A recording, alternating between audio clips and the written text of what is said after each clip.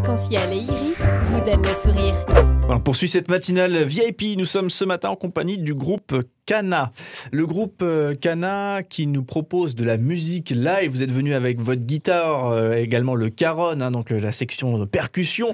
Et donc on vous écoutait tout à l'heure en live et on vous écoutera encore tout à l'heure pour vous découvrir. On parlait tout à l'heure aussi de votre genèse en 2018. Comment est-ce que vous vous formez suite à justement une action en lien avec un pèlerinage à Lourdes.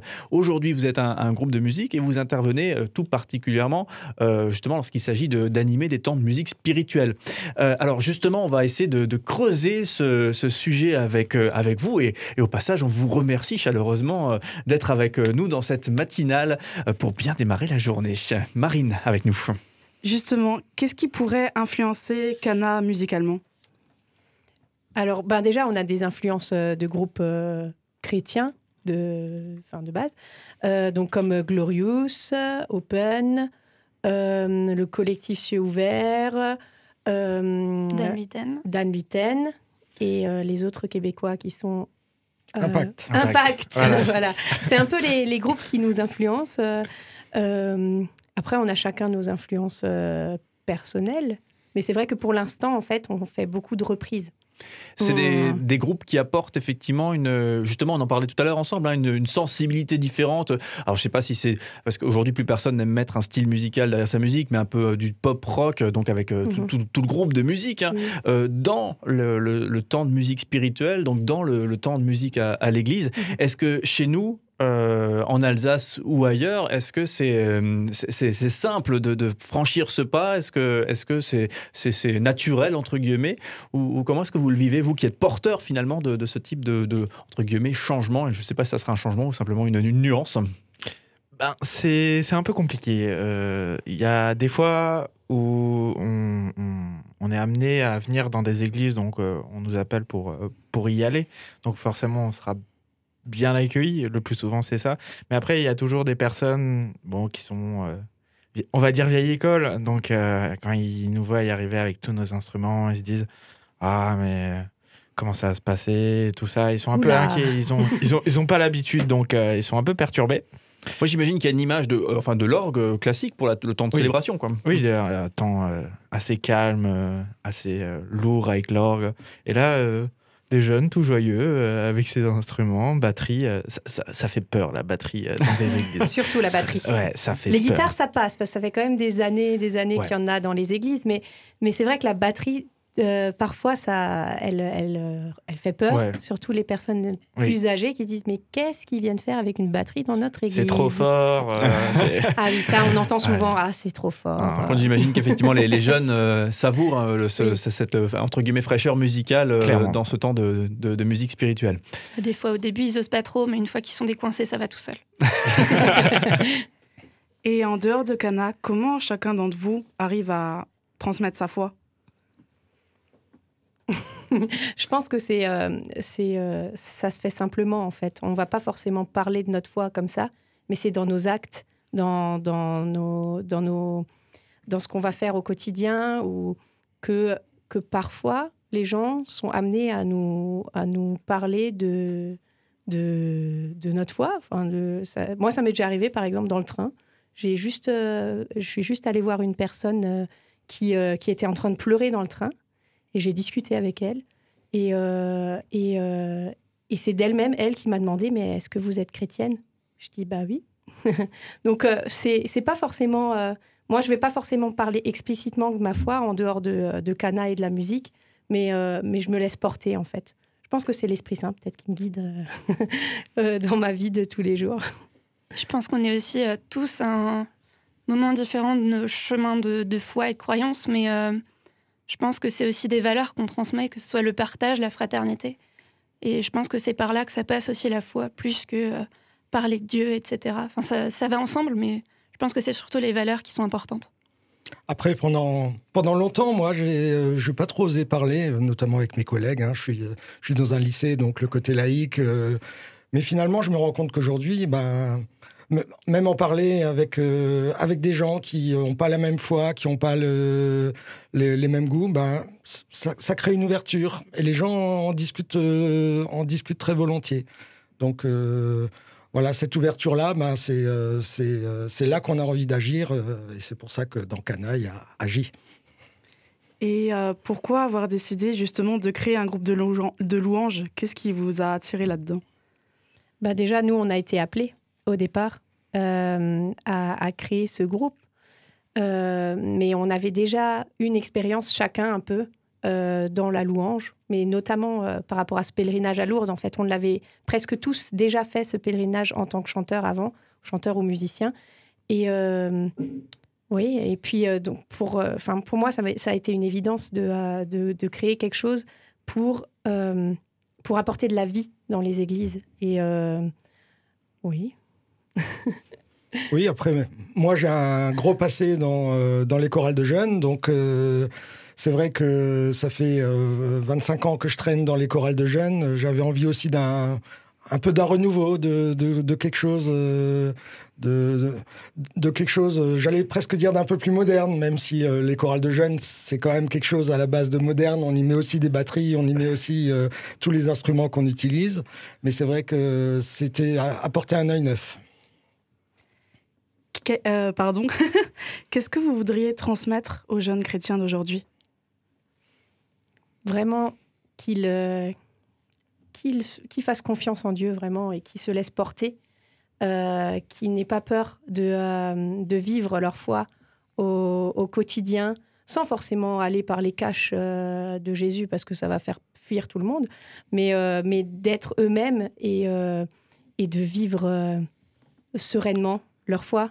De partager surtout, de partager des moments assez fraternels et d'être ensemble, quoi. C'est surtout ça, quoi. Et du coup, on profite peut-être, Jackie, de votre expérience de 25 ans justement dans ces chorales de jeunes. Qu'est-ce que vous avez noté comme évolution, si on parle de musique dans l'Église, donc en 25 ans parce que je pense que j'ai l'impression qu'il y a des choses à dire.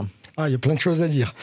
C'est vrai que la musique, entre guillemets, jeune dans l'Église, elle est arrivée dans les années 70 avec un petit peu certains acteurs, Jean-Pierre Kempf par exemple, hein, qui a introduit la guitare dans les églises dans les années 70. Il y a eu la venue du pape en 1988 qui a créé tout un groupe et qui a créé les chorales de jeunes d'Alsace dont je parlais tout à l'heure. Et tout ça a fait créer des petits groupes dans les églises de jeunes qui ont voulu affirmer à travers leur foi et leur musique quelque chose de neuf dans l'Église. Alors, il n'y avait pas forcément de création musicale pour ces groupes-là au départ, donc chaque groupe a un peu pioché à droite et à gauche, et puis au fur et à mesure, c'est comme ça que se sont créés finalement les groupes de louanges à travers une musique qui se rapproche de plus en plus de ce qui se fait dans le monde musical actuel, hein, le pop-rock ou d'autres influences qu'on retrouve aujourd'hui dans toute la louange. D'accord. Du rap aussi. Hein. Du rap, oui. Oui, on en fait aussi un peu. On en fait un petit peu, oui. Et du coup, concrètement, dans vos paroisses respectives du dimanche matin, est-ce que vous amenez la guitare? Ou est-ce qu'effectivement, c'est des temps qui sont plutôt, entre guillemets, réservés à des célébrations jeunesse pour les jeunes? Alors, c'est vrai que nous, on vient donc le groupe Cana, on vient d'un peu partout en Alsace. Donc, on n'a pas de paroisse d'attache, en fait. Donc, on va aller à des endroits où on nous demande. Après, personnellement, moi, ça m'arrive de prendre la guitare de temps en temps dans la paroisse d'où je suis originaire. Après, j'ai pas forcément d'investissement local, en fait, personnellement. Après, les autres en ont pas plus que moi non plus. Non. Alors moi, avec ma chorale, on n'intervient pas forcément tous les dimanches, puisqu'il reste quand même des chorales Sainte-Cécile qui sont la base de chaque paroisse dans l'Église catholique. Mais c'est vrai que les chorales de jeunes interviennent une fois par mois, une fois lors de mariage, lors de... c'est aussi un petit peu des histoires de temps, hein, tout simplement. Hein. Les jeunes, ça va, ça vient. Il n'y a pas forcément aussi l'implantation pour pouvoir chanter tous les dimanches. Et quel est justement le sentiment que vous avez quand vous chantez ou quand vous jouez sur scène ou à une messe ou... Vas-y, Laurent. Bah, c'est trop bien. C'est trop bien. On s'éclate, on s'amuse un max parce que en même temps, on voit les gens sourire, on aime ce qu'on fait et forcément, moi, personnellement, je suis comme un fou devant ma batterie. Hein.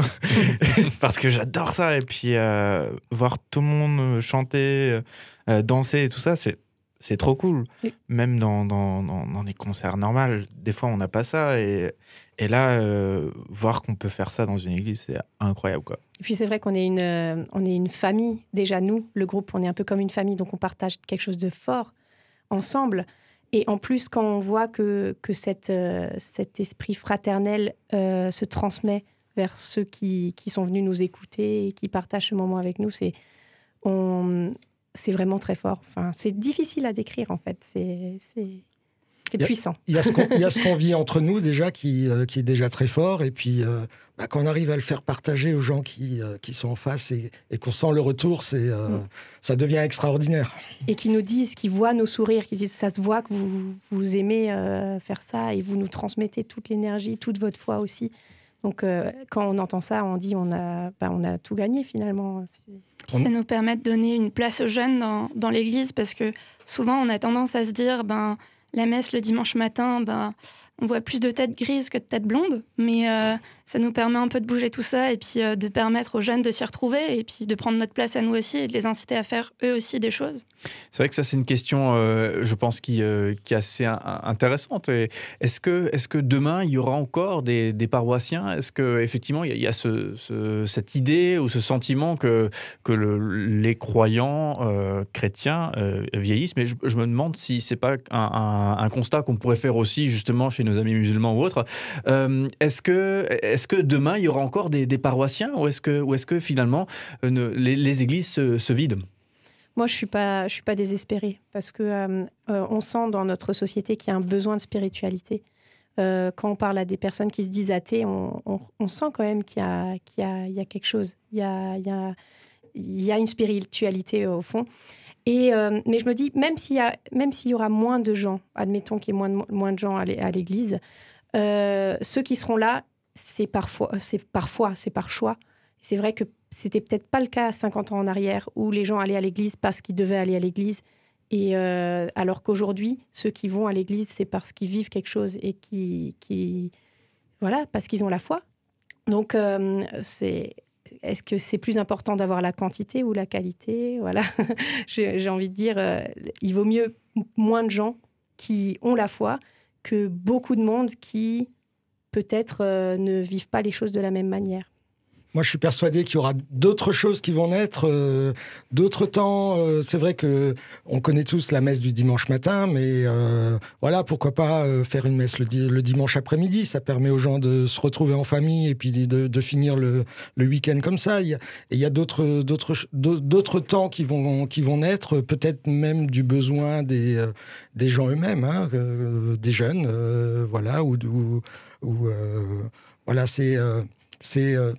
c'est en quelque sorte le peuple qui va créer ces nouveaux événements. D'accord. Et on va bousculer les habitudes peut-être. Ouais. Très bien, on sera là pour observer ça et pour en parler avec grand plaisir. Voilà, donc le groupe Cana avec nous dans cette matinale VIP. On parle ensemble de musique, on parle ensemble aussi de cette musique dite spirituelle, donc ces chants d'église, mais qui sont repris et qui sont chantés dans une dynamique de musique actuelle.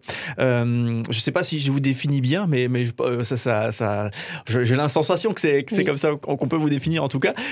Du coup, on est là pour écouter musique aussi, forcément. Et on va vous écouter chanter en live. On le rappelle, vous avez ramené la guitare, le caron, vous êtes venu avec les chanteuses. Donc, à la bonne heure, on vous écoute de suite. On écoute la reprise d'un chant, un chant du collectif Cieux Ouverts, l'excellent Samuel Olivier. Voilà, donc une reprise pour le coup que vous chantez.